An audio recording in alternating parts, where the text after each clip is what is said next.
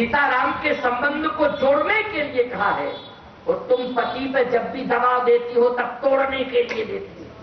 तो किसके लिए दे रही? जोड़ने के लिए, कि श्री सीताराम जी का संबंध जोड़ना है, इसलिए ये धनुष इन राजाओं से टूटना नहीं चाहिए। इस बात का आप ध्यान रखें, आपसे मेरी प्रार्थना है। शंकर जी बोले बस हमने सुन लिया, अब तुम चिंता मत करो, क्योंकि तुमने अगर सीता को वरदान दिया है तो हमने भी तो किसी को दिया है, हमने भी किसी को दिया है, क्यों है? अच्छा बोलो, राम जी जब भी आराधना उपासना करते हैं तो किसकी करते हैं? अगर भगवती सीता गौरा जी की, भवानी की उपासना कर रही हैं तो राम जी किसकी करते हैं? और प्रमाण के लिए रामेश्वरम की स्थापना, बोलो, प्रमाण के लिए रामेश्वरम का प्रमाण है कि नहीं है? भगवान ने स्वयं स्थापना की, पूजा किया, अभिषेक किया। तो शंकर जी बोले हमारे लिए भी तो प्रतिबद्धता है, हम भी तो किसी से बंधे हैं। तुम अगर सीता से बंधी हो तो हम राम से बंधे। हमने राम को वचन दिया है, तुमने सीता को वचन दिया है, इसलिए चिंता मत करो। शंकर जी ने जाकर के धनुष से कहा कि सुन, उठना नहीं, हिलना भी नहीं और टूटना भी नहीं। धनुष बोला हम तो आपकी मानेंगे, हमें राजाओं से क्या लेना देना बेवकूफों से, हम तो आपके हैं, हमें आपसे मतलब है, बिल्कुल नहीं उठेंगे। अब 10,000 राजा पहुंचे तो राजाओं ने क्या कहा जानते हो? सुन, अभी हम फुटकर आ रहे थे, इसका मतलब था कि हम असंगठित थे, लेकिन अब हम संगठित होकर के समूह के साथ आए हैं। संगठन में शक्ति होती है, इसलिए तुम्हारा भी धर्म कहता है कि संगठन के साथ जुड़ो, जुड़ो संगठन के साथ, हमारा संगठन है, हमारे साथ जुड़ो। तो धनुष मानो बोला संगठन जोड़ने के लिए होता है कि तोड़ने के लिए? संगठन का काम क्या होना चाहिए बोलो? संगठन का काम जोड़ना होना चाहिए, लेकिन ये कैसा संगठन जो तोड़ने के लिए आया? तो हम जोड़ने वाले संगठन से जुड़ते हैं, तोड़ने वाले संगठन से नहीं जुड़ते हैं। और तुम्हारा जो संगठन है वो तोड़ने वाला संगठन है। राजाओं ने कहा नहीं मानोगे तो हम तोड़ेंगे। धनुष बोला लगाओ ताकत। ये 10,000 राजा जैसे ही धनुष को छूते गए, धनुष बढ़ता गया, क्योंकि 10,000 की संख्या बहुत थी। जैसे मान लीजिए एक माइक की साइज बढ़ गया, बढ़ते चला गया धनुष, इतना बढ़ा कि वहां जिला बन गया। जनकपुर का जिला है धनुषा, जनकपुर का जिला ही है धनुषा, मतलब जहां जहां तक धनुष पहुंचा वहां तक जिले में सीमांकन कर दिया गया, इसलिए उसका नाम हो गया धनुषा जिला। जनकपुर जिला नहीं है, नेपाल में जनकपुर जिला नहीं है, जनकपुर तो धाम है, जनकपुर ही आता है धनुषा जिले में, इसलिए उसका नाम है धनुषा। जहां जहां तक बढ़ा वहां तक सीमा बना दी यही है, वहीं तक धनुषा जिला बना दिया गया। तो 10,000 धनुष बढ़ता गया और पकड़ते गए ये सब। आप पकड़ते गए, धनुष टूटा नहीं, ना हिला। बाद में जो है सब पसीना निकाल के वापस आए। जैसे सफलता किससे मिलती है? सफलता मिलती है भगवती की कृपा से, पुरुषार्थ से नहीं मिलती सफलता। ये राजा सब पुरुषार्थ लगा रहे हैं अपना, लेकिन प्यारे सफलता कभी पुरुषार्थ से नहीं मिलती। पुरुषार्थ से तो जीवन में अभिमान आता है, इसलिए पुरुषार्थ नहीं कृपा का अनुभव करना चाहिए, सफलता अवश्य मिल जाती है। यहाँ ये सब पुरुषार्थी बनकर के लगे हुए हैं। धनुष बढ़ता तो गया लेकिन हिला नहीं और न टूटा। अब सब परास्त होके आ गए। भवानी ने कहा सीता जी से क्यों, सफलता मिली कि नहीं मिली?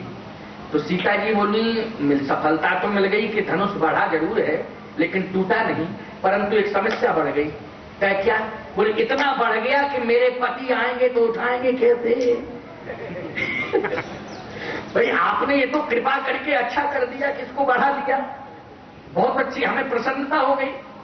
लेकिन अब चिंता इस बात की है कि बढ़ गया, अब मेरे पति आएंगे तो क्या होगा? क्योंकि छोटे छोटे हाथ, कोमल कोमल हाथ, और इतना लंबा बढ़ा दिया आपने धनुष। भवानी बोली हमने राजाओं के लिए बढ़ाया है, लेकिन तुम्हारा पति आएगा तो हम छोटा कर देंगे इसको, ये मेरी जिम्मेदारी। अच्छा यही हुआ। भगवान राम जैसे ही धनुष के पास पहुंचे तो भवानी ने कहा कि धनुष छोटे हो जाना, छोटे हो जाना। इधर सीता जी मन ही मन मना कुलानी हो प्रसन्न महेश भवानी। हे भवानी अब प्रसन्न हो जाओ, क्योंकि आ गए हैं वो, ये बड़ा है, छोटा कर दो। तो प्रसन्नता का प्रमाण क्या है? सुन लो, धनुष हल्का हो गया। तुलसीदास जी कहते दाहिन दियो पिनाक। जैसी भगवान ने परिक्रमा की तो समिति के भयो मनाक। समिति के भयो, समिटने का अर्थ समझते हो? क्या अर्थ हुआ समिटने का? छोटा होना। मनाक, मनाक मानी सर्प। सर्प को देखा बढ़ जाता है और सर्प एकदम लंबा, एकदम छोटा। ऐसा ही धनुष हो गया। बोलो किसकी कृपा से हुआ? जल्दी बताओ। छोटा बढ़ाया था तो भवानी ने बढ़ाया था, और छोटा कर दिया तो भवानी ने। अब छोटा हो गया। अब भवानी ने कहा आप ठीक हो, प्रसन्न हो जाओ, अब तो कोई दिक्कत नहीं है, छोटा हो गया। देखो देखो देखो सामने दिखाई दे रहा, छोटा हो गया कि नहीं? गोस्वामी जी कहते मन ही मना मनाव कुलानी हो प्रसन्न महेश भवानी। अब प्रसन्न क्यों नहीं हो रही हो? कहे आप प्रसन्न होकर के मुझे वरदान दो। क्या सीता जी कह रही, क्या वरदान दो? आपने बड़ा किया तो वजन बढ़ा, और फिर वो छोटा कर दिया तो सकुड़ गया मना। अच्छा सांप जितना लंबा होता छोटा हो जाए तौलो तो वजन कम होता क्या? जल्दी बताओ। अगर सांप जैसे लंबा है और वही सांप छोटा हो जाए सकुड़ के, और वजन तौलो, लंबे सांप का तौलो सकुड़े हुए का तौलो, तो वजन घटेगा बढ़ेगा? बोलो कितना है उतना ही रहेगा। चाहे लंबाई में तोल लो, चाहे गठरिया बंदी हो तो तोल लो, है ना? चाहे जितना तोलो वजन तो उतना ही रहेगा। तो सीता जी बोली वजन तो उतना ही है। भवानी बोली ऐसा वरदान दिया क्या बताएं, इतना तो बंधन में हम कभी नहीं बंधे थे जितना तुमने बांधा।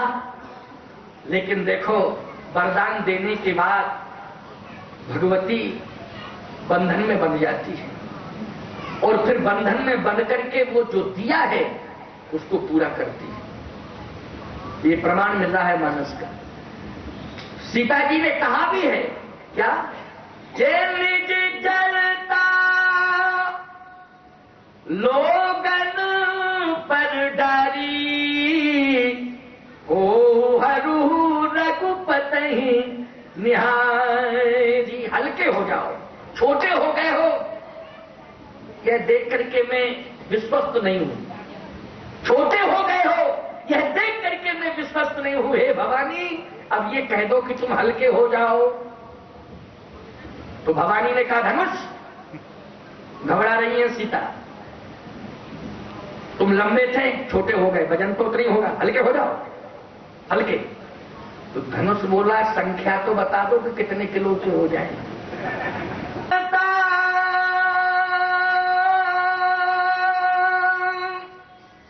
लोगन पर डारी ओ हरू रघुपति निहारी। तो भवानी ने कहा हल्के हो जाओ, वजन कम करो। धनुष बोला आज्ञा स्वरूधारी, हल्के हो जाएंगे, लेकिन क्लियर तो बता दो कितने हल्के हो जाए। 1 कुंटल के हो जाए, 1 कुंटल के। तो भवानी बोली 1 कुंटल के, रुक जाओ पूछ के बताती हूँ, पूछ के। क्यों सीते 1 कुंटल का कह दूं? सीता जी बोली नहीं, कम। अच्छा अच्छा अच्छा, सुनो धनुष 1 कुंटल का नहीं, और कम हो तो बोला आधा किलो, आधा किलो तो हो जाए। भवानी बोले हाँ आधा किलो, आधा कुंटल, आधा कुंटल, आधा किलो नहीं, आधा कुंटल, आधा कुंटल ठीक रहेगा, आधा कुंटल कोई दिक्कत नहीं। क्यों सीते, आधा कुंटल का कह दूं? सीता जी बोली ना, आधा कुंटल ज्यादा है। तो भवानी बोली तुमने बल भी नाप लिया पुष्पवाटिका में, तुमने बल भी नाप लिया? सीता जी बोली हृदय में रखी मूर्ति, हृदय में कहां रखी? चली रात और श्यामली मूर्ति। अब बताओ हृदय में, अच्छा एक बात तो तुम्हारे हृदय के ऊपर आधा कुंटल वजन धर दें, तुम बर्दाश्त कर पाओगे? जल्दी बोलो बोलो। हृदय में रखी, तो हृदय के अंदर रखी हुई मूर्ति का वजन कितना होगा? कल्पना करो। तो पार्वती जी बोली भवानी जी अच्छा अच्छा ठीक ठीक ठीक, सुनो धनुष आधा कुंटल नहीं और कम। धनुष बोला एक काम करते हैं, 10 किलो के हुए जाते हैं, 10 किलो कोई दिक्कत नहीं। हाँ 10 किलो, भवानी ने कहा 10 किलो तो कोई परेशानी की बात नहीं, 10 किलो। तो सीता जी से कहा क्यों? भवानी जी ने क्यों सीते 10 किलो कह रहे हैं, 10 किलो के होगा। सीता जी बोली नहीं 10 किलो नहीं। अच्छा अच्छा तो और कम? धनुष 10 किलो नहीं, ज्यादा है 10 किलो। धनुष बोला तो 1 किलो के हो जाए। अब 1 किलो में क्या दिक्कत है? 1 किलो वजन तो क्यों है, उठाने में कोई परेशानी होना नहीं चाहिए। ताड़का मारी 1 किलो वजन नहीं होगा। क्यों भाई? इतनी विराट राक्षसी थी ताड़का जिसको मारा भगवान ने, तो बल्कि कोई कमी थोड़ी है। और मारिश सुबाहु आदि आदि देखो ऐसा बाण दिया, सुबाहु मारिश तो चला गया समुद्र के उस पार। 1 किलो का धनुष क्या कह रहे हो? 1 किलो का हो जाऊं? पूछने दो सीता जी। भवानी ने कहा क्यों सीते 1 किलो ठीक है 1 किलो। सीता जी बोली 1 किलो भी ज्यादा ही है। भवानी बोली 1 किलो ज्यादा है? सीता जी बोली 1 किलो भी ज्यादा है। धनुष 1 किलो नहीं। धनुष बोला फिर आप ही बता दो, 100 ग्राम के हो जाए, 100 ग्राम के। भवानी बोली अभी हम पूछते हैं। क्यों सीते 100 ग्राम ठीक? 100 ग्राम, 100 ग्राम। सीता जी बोली 100 ग्राम भी ज्यादा है। 100 ग्राम ज्यादा है? 100 ग्राम ज्यादा है? हाँ। धनुष 100 ग्राम भी ज्यादा है। तो धनुष बोला जब 100 ग्राम नहीं उठा सकते तो विवाह कराने क्यों चले आए? जब 100 ग्राम वजन नहीं उठा सकते तो जरूरत ही क्या थी विवाह की? क्यों भाई? आश्चर्य की बात है कि जो दूल्हा 100 ग्राम वजन ना उठा पावे भाई ब्याह कराए चाहिए। तो इतना भी बल नहीं है कि 100 ग्राम उठा पाए। भवानी बोली सुनो सुनो सुनो, तुम अपना अंदाज मत लगाओ, मुझे पूछने दो 100 ग्राम के लिए क्यों उन्होंने कहा। 100 ग्राम वजन तो वैसे कम होता है, लेकिन तुम्हारा अंदाज ये, तुम कह रहे हो कि 100 ग्राम नहीं उठा। धनुष बोला वैसे हम गलत कह रहे क्या? शादी कराने चले आए, जब 100 ग्राम नहीं उठा पा रहे तो पहले शक्ति अर्जित करें अयोध्या में जाके, तब आवे शादी के लिए। भवानी बोली शक्ति का खजाना मेरे पास है, शक्ति मैं दूंगी, पूछने दो। क्यों सीते 100 ग्राम वजन उठाने में क्या परेशानी है? अच्छा एक काम करते हैं 50 ग्राम। धनुष बोला 50 ग्राम की पूछ तो लो। तो सीता जी से भवानी जी ने कहा ठीक है 50 ग्राम ठीक है। क्यों सीते 50 ग्राम? सीता जी ने एक फूल उठाया, कहा फूल कै ग्राम का होता है? फूल 50 ग्राम का तो होता नहीं। क्यों भाई? अच्छा बोलो ये फूल है, तराजू पर रखो इस फूल को, 50 ग्राम का होगा क्या?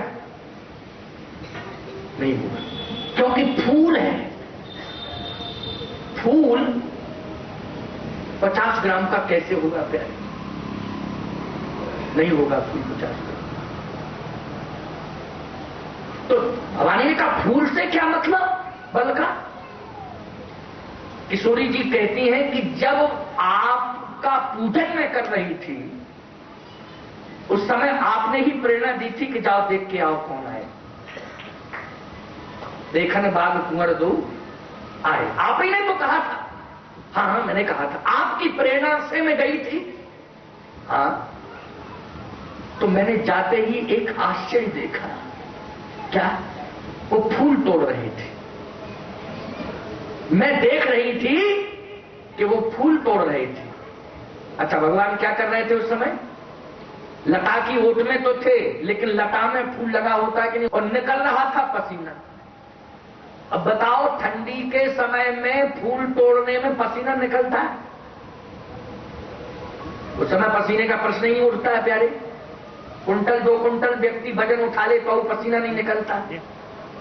क्यों भाई? निकलता है। एक कंजूस आदमी बीमार पड़ा, लेकिन अगहन में पसीना निकला, और पसीना भी वजनदार चीज नहीं उठा रहे थे, केवल फूल तोड़ रहे थे। हाथ में फूल आया, और फूल जैसे ही हाथ में आया पसीना निकल गया। भाल तिलक शव बिंदु सुहाए। तो सीता जी कहती है, भवानी, फूल तोड़ते समय राम जी के मस्तक पर पसीने की बूंदें छलछला सकती हैं, ऐसे कोमल राम के लिए मैं कितना कह दूं कि कितने हल्के हो जाओ, कितना उठा सकते हो बस उतने ही हल्के हो जाना, हमसे क्रम संख्या मत कह दो, जितना उठा सके उतने ही हल्के हो जाना। तो भवानी बोली, देखो आ रहे हैं, सुनो धनुष आ रहे हैं। और हमने समझ लिया कि फूल तोड़ते समय पसीना निकल आया, तो ये कंफर्म बात है कि 50 ग्राम भी ज्यादा ही लग रहा है, क्योंकि फूल तोड़ते समय पसीना निकल आया तो 50 ग्राम भी ज्यादा लग रहा है।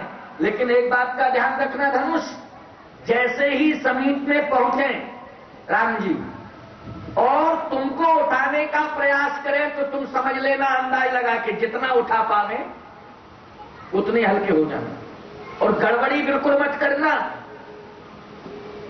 तो धनुष बोला, फिर एक काम करेंगे, हम उठाने का मौका ही नहीं देंगे, जैसे ही छुएंगे तैसे ही टूट जाएंगे। क्यों भाई? छुएंगे भाई और टूट जाएंगे, हमें क्या दिक्कत की बात है भाई? जब ऐसी कंडीशन है तो छूने मात्र से। अच्छा, और आप जानते हो, छुअते ही टूट, पिनाक पुराना, और छुअते ही टूट, छुए तो टूट रघुपते ही ना, दोनों चौपाइयां हैं। छुअते ही टूट पिनाक पुराना, मैं कहे हेतु करो अभिमाना, और छुअत टूट रघुपते ही ना दोषु, दोनों चौपाइयां हैं। छूते ही धनुष टूट गया। तो भवानी ने कहा, ठीक है, जो मैं कह रही हूं पालन करना। धनुष बोला, हमें तो आपकी आज्ञा का पालन करना है। गोस्वामी जी कहते हैं, दाहिन दियो पिनाक तो समिट के भयो मनाक। भवानी कहती है, पार्वती देखो। भवानी कहती है, सीते देखो। पार्वती जी ने कहा, देखो सीते, देखो देखो। सीता जी धनुष को नहीं देख रही हैं, सीता जी तो राम जी को देख रही हैं कि अब ये उठाने वाले हैं, कैसे उठाते हैं। गोस्वामी जी कहते हैं, छुअत ही दाहिन दियो पिना तो समिट के भयो मना। उसी समय गुरु ही प्रणाम, मन ही मन की धाम। और जैसे ही धनुष को छूने लगे तो धनुष टूटने वाला था। अभी टूटो नहीं, टूटो नहीं, टूटो नहीं, अभी टूटो नहीं। तो धनुष नहीं टूटा। तो भवानी बोली, क्यों क्यों क्यों क्यों, क्या गड़बड़ी? धनुष बोला, हम करें क्या, जब तोड़ने वाला कह रहा अभी टूटो नहीं, टूटो नहीं, तो मैं क्या करूं? अगर मैं टूट जाता तो आप फिर बाद में कहती जब रोका जा रहा था तो क्यों टूटे। तो सीता जी से भवानी जी ने कहा, क्यों क्यों, इन्होंने रोका क्यों तोड़ने के लिए, क्यों रोका? तो सीता जी ने सिर झुका लिया। ऐसे सिर क्यों झुकाया? हृदय में बैठी हुई मूर्ति से पूछ रही है, नाटक क्यों कर रहे हो, तोड़ते क्यों नहीं हो? 6:15 से भी ज्यादा हो गया, कितना परेशान करोगे हैं? इन सबको घर भी जाना है, सब बैठे हैं, इंतजार में बैठे हैं सब, इसलिए तोड़ क्यों नहीं रहे हो, क्यों मना कर दिया? राम जी ने हृदय में बैठे हुए राम जी ने कहा, सीते हमने इसलिए मना कर दिया क्योंकि हम जैसे ही छू रहे थे तैसे ही टूट रहा था। इन राजाओं को ये बताना था कि तुम अभिमान लिए बैठे हो।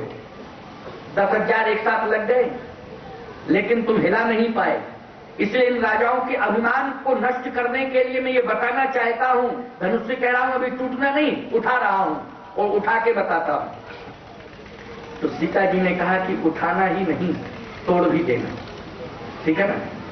राम जी बोले वो तुम चिंता नहीं करो, वो तो कन्फर्म है, सर फाइनल फाइनल है ना। इसलिए गोस्वामी जी कहते गुरु ही प्रणाम मन ही मन की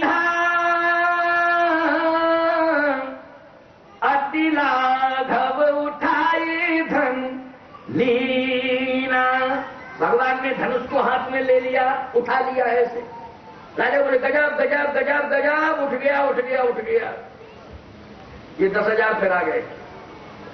धनुष से बोले उठ गए और लेकिन टूटना नहीं, कह के चले गए। अब राम जी उठाए। भगवान राम बोले क्यों, अब उठा तो लिए ही, ये मना करके गए तोड़ना नहीं, अब बताओ टूटना चाहते हो कि नहीं टूटना चाहते, जल्दी बोलो। धनुष बोला बिल्कुल टूटना चाहते। तो भगवान बोले हम तोड़ रहे हैं। धनुष बोला एक शर्त है। क्या?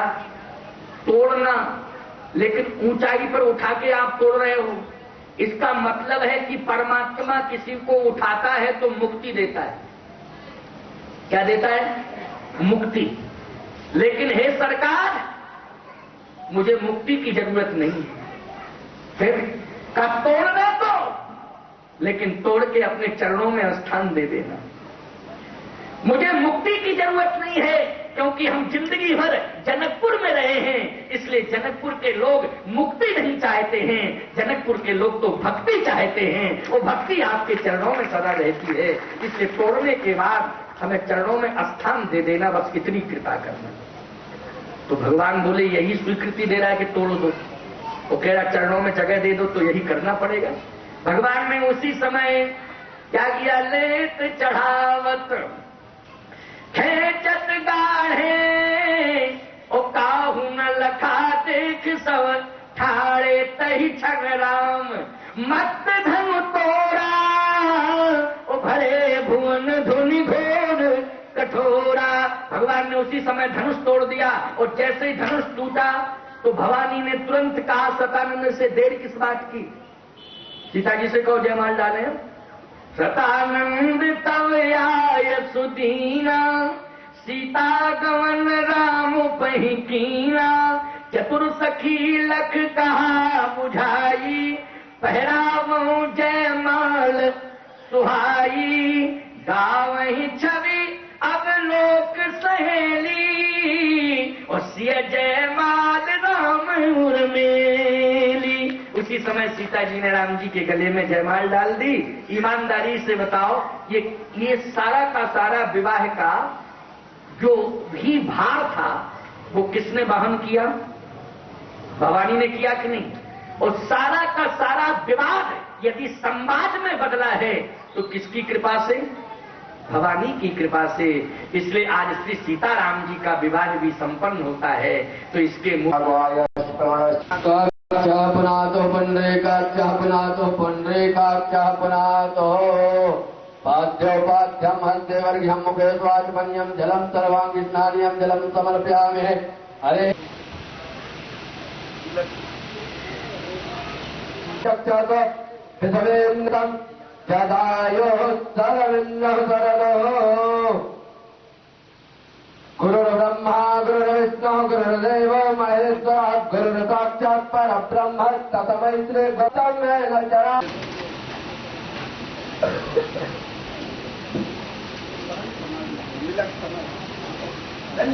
माल्यादीन सुगन्धेन मालित्यादीन महुप्रभामयास्थानि पुष्पा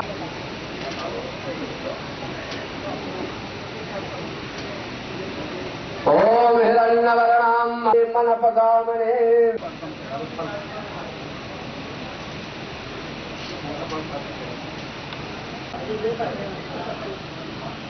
अधमास्तुदत्तो। अब इसके बाद महाराज श्री को माल्यार्पण करेंगे। भोजराम जी पत्रकार मंच पर आकर के महाराज श्री को माला प्रदान।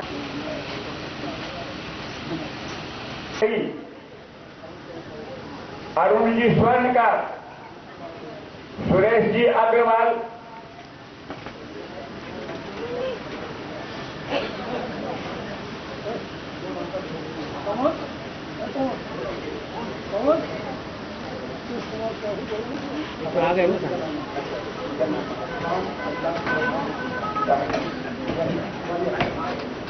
रामविलास जी महाराज,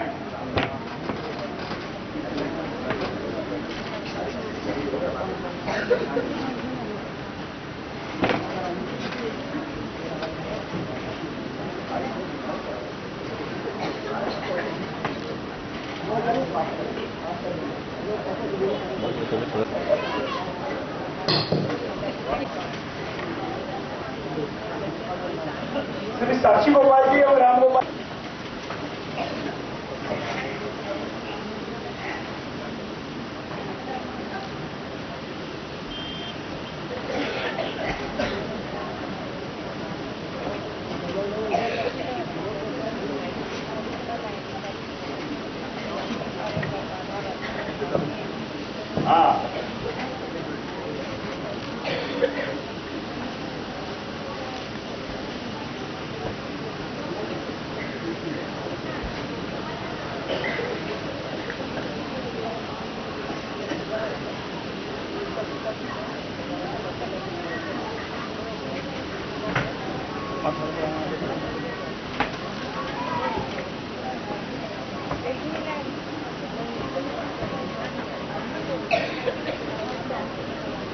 हाँ, महोत्सव की, श्री विजयादशमी महोत्सव की जय जय सीताराम।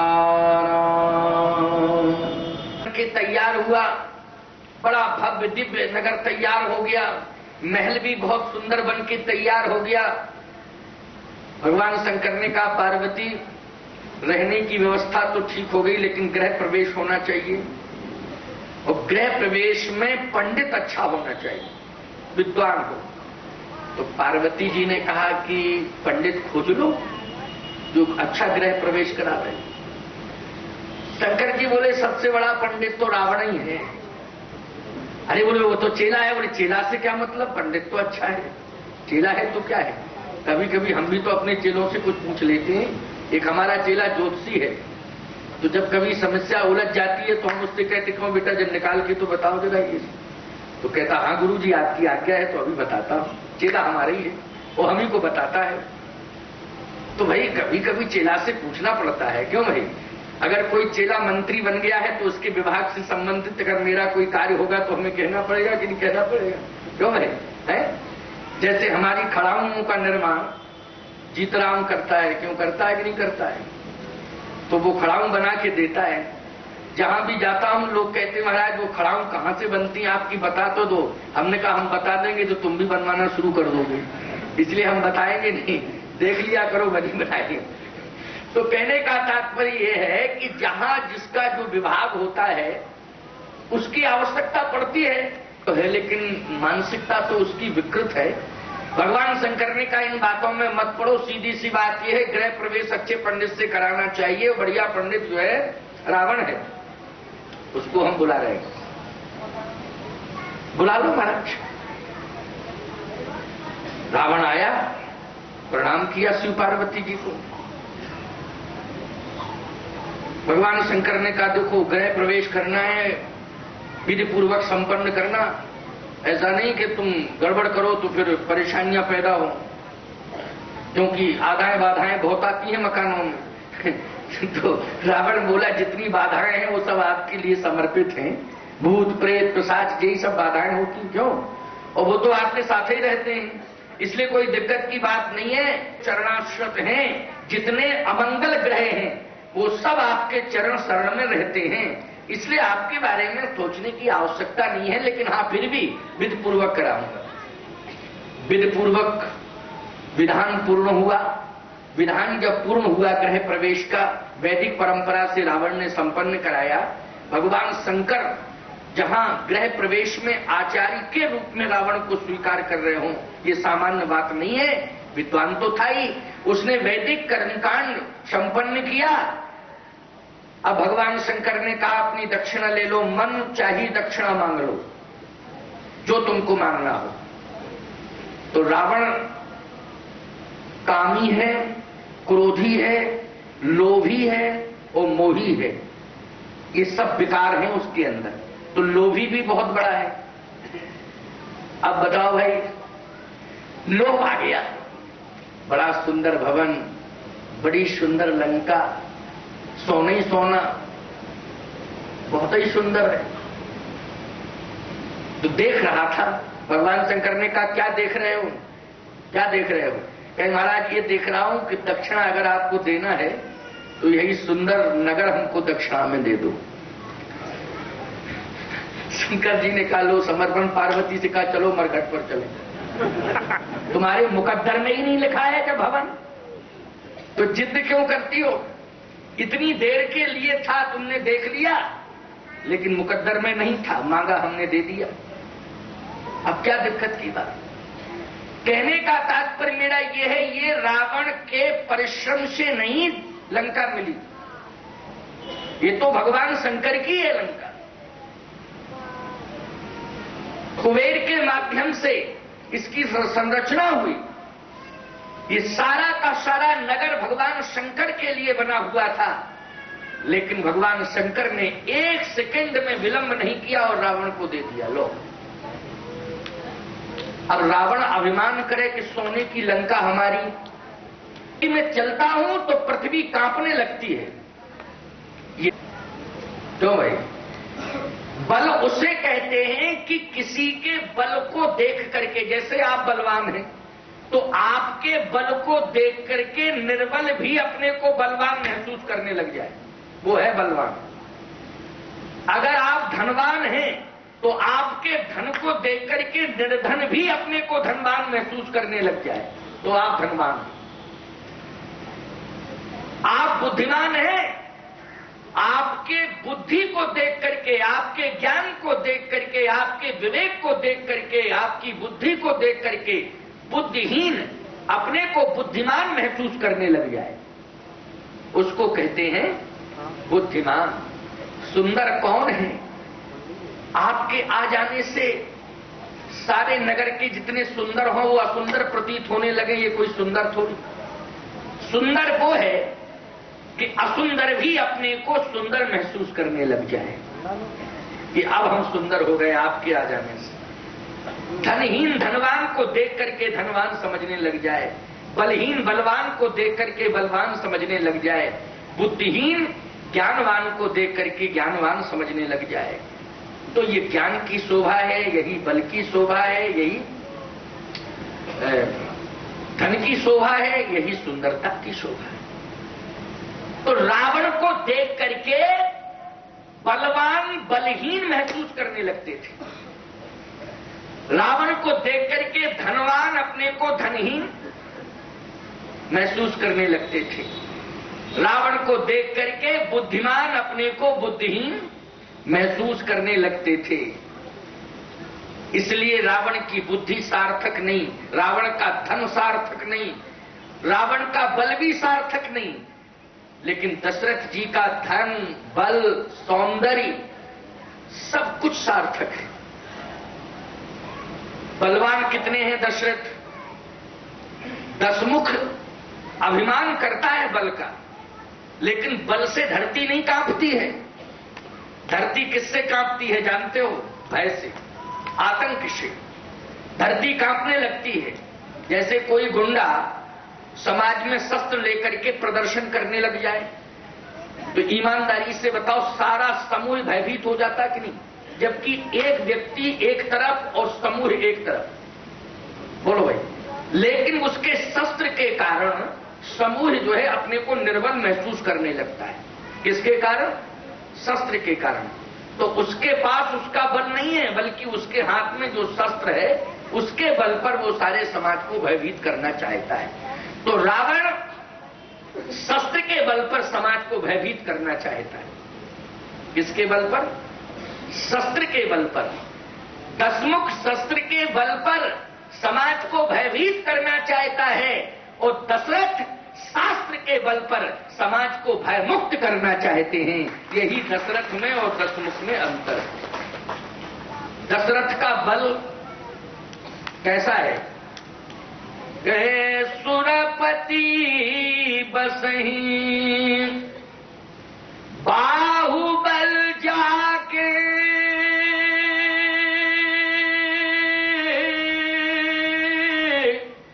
और नरपति रही सकल रुखता के।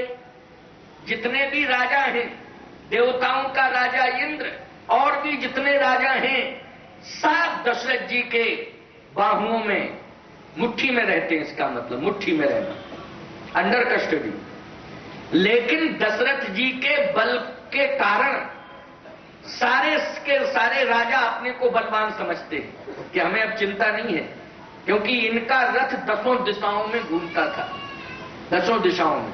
और 10 दिशाओं में घूमने का तात्पर्य यही है कि 10 दिशाओं के लोगों को भयमुक्त करना, ये दशरथ जी का काम था। धन कितना है? धन तो इतना है कि देवराज इंद्र और कुबेर भी देख करके लज्जित होते हैं। अवधराज सुरराज सिंहाही, और दशरथ धन लख धनद लजाही, ऐसा खजाना है। इस खजाने को देख करके इंद्र और कुबेर लज्जित हो रहे हैं। इतने धनवान हैं दशरथ, इतने बलवान हैं दशरथ, 33 कोट देवता जिनकी मुट्ठी में है, लेकिन फिर भी भयमुक्त है, कोई भय नहीं। जब देवताओं के ऊपर दैत्यों ने आक्रमण किया तो देवताओं की रक्षा करने के लिए, स्वर्ग में युद्ध करने के लिए महाराज दशरथ गए थे ना। शनिश्चर की कुदृष्टि से उनका रथ क्षतविच्छित हो गया था। ये शनिश्चर जो है दैत्यों की ओर चला गया, एकदम लोभ के कारण चला गया उधर, क्योंकि लोभ में लोग धोखेबाजी करने लगते हैं ना, चला गया। और ऐसी कुदृष्टि डाली इसने कि रथ ही क्षतविच्छित हो गया। वो कथा आती है नाना पुराण निगमागम सम्मतम के अंतर्गत, वो कथा है कि जटायु जी ने फिर उस रथ को अपने पंखों पर ले लिया था, उनको सुरक्षित कर दिया था, केकई जी ने अपनी उंगली लगा दी थी, वो सारी कथाएं आती है ना। तो देवताओं की रक्षा करने के लिए दशरथ जी को युद्ध करने के लिए जाना पड़ा। सभी देवता भयमुक्त मानते हैं दशरथ जी के कारण अपने आप को, लेकिन रावण के कारण देवता अपने को भयभीत मानते हैं। बोलो, मानते हैं कि नहीं?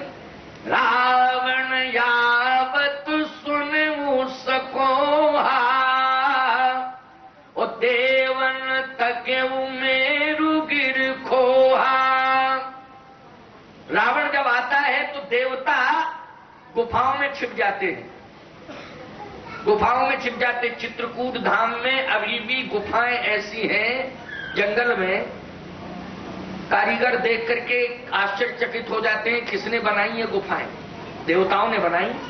और किसने बनाई?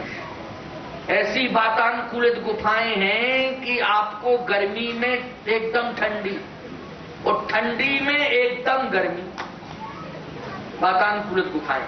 और 5-5 हजार लोग उन गुफाओं में अभी रह सकते हैं, इतनी लंबी चौड़ी, क्योंकि 33 कोट थे।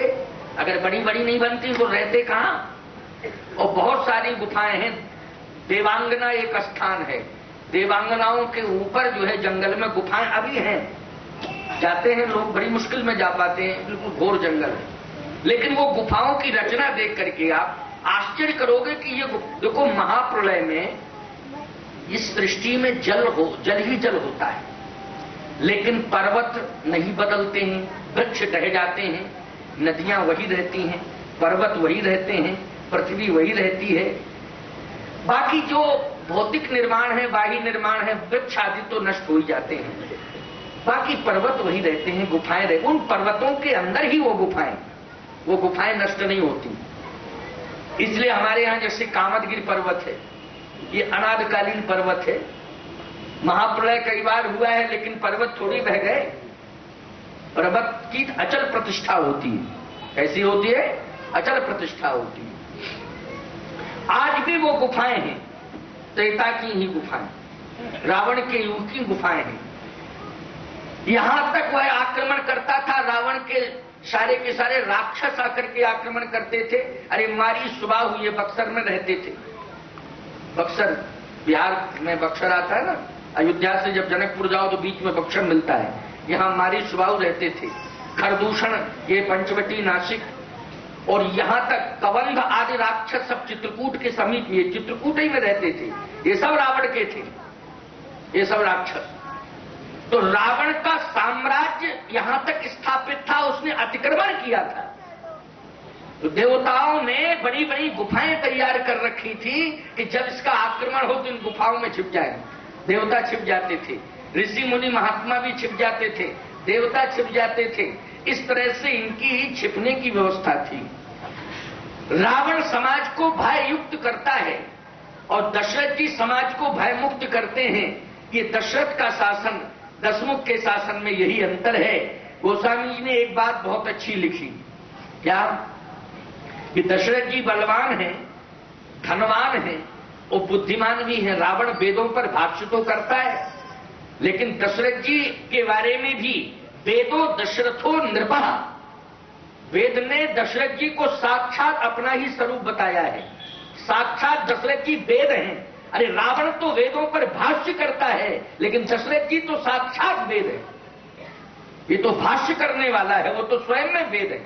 वेदो दशरथो नृपः। इसलिए जहां ज्ञान की बात होगी वहां भी दशरथ श्रेष्ठ हैं, बल की बात होगी वहां भी दशरथ श्रेष्ठ हैं, धन की बात होगी वहां भी दशरथ श्रेष्ठ हैं।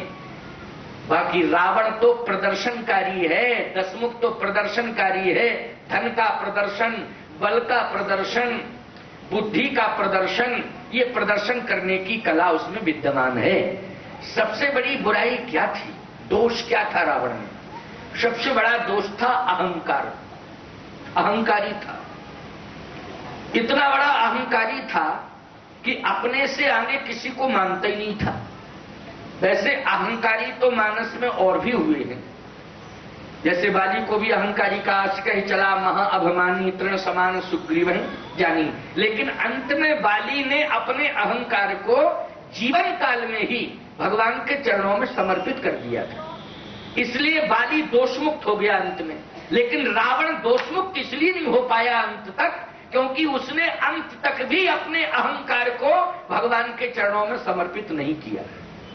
अंत तक, अंतिम श्वास तक उसके जीवन में अहंकार का ताज रखा रहा और अहंकार को वो दूर नहीं कर पाया।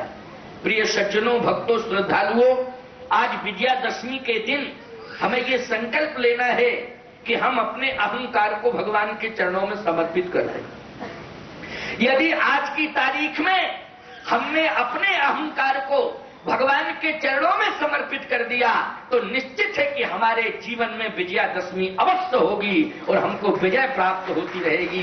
ये सबसे बड़ी विजय होगी तुम्हारे जीवन की कि आज के दिन तुम अपना अहंकार भगवान के चरणों में समर्पित कर दो। रावण यही नहीं कर पाया।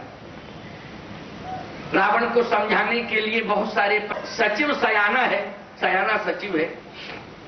रावण के पिता के समय का है, वो पितामह के समय का है, पुलस्त के समय का।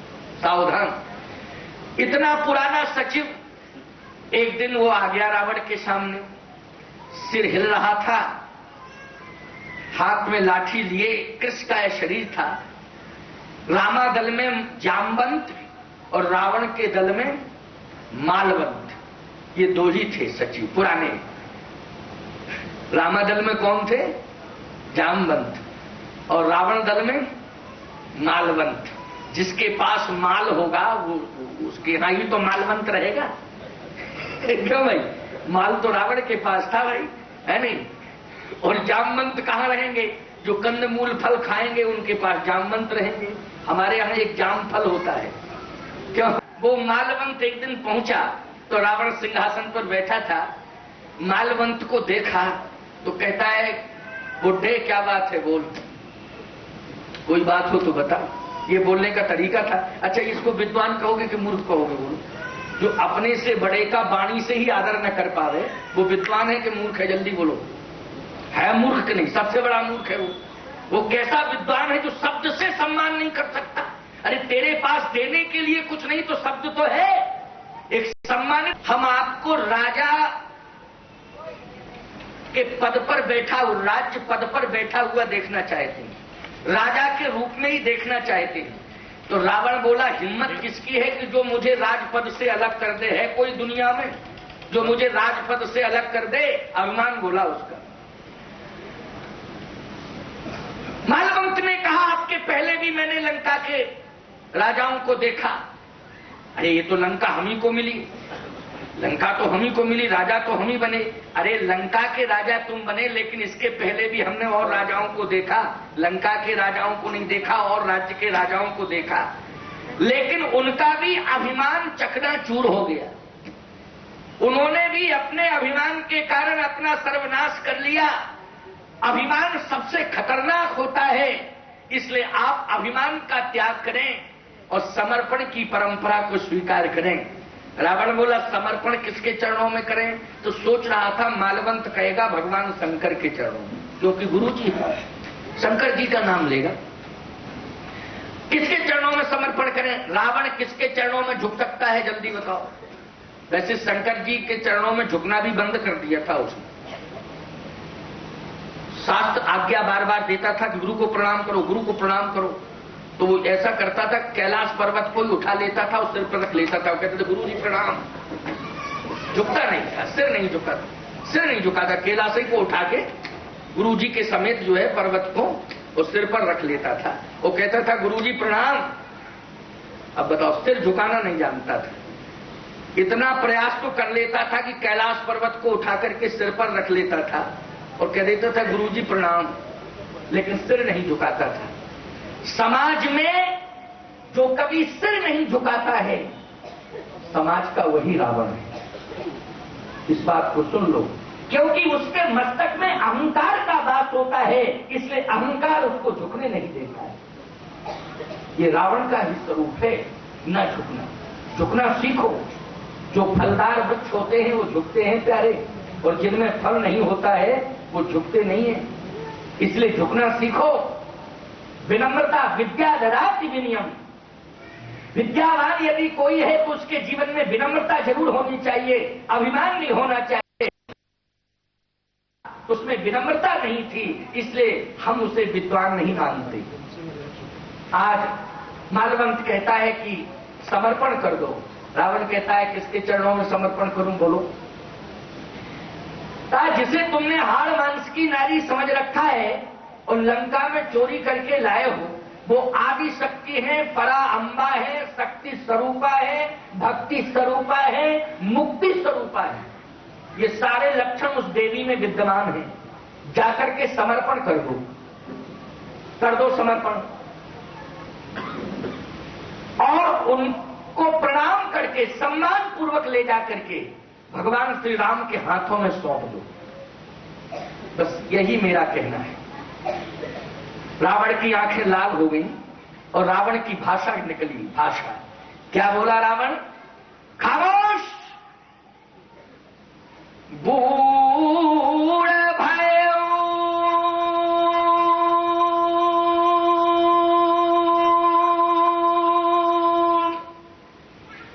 न तुमर तो ही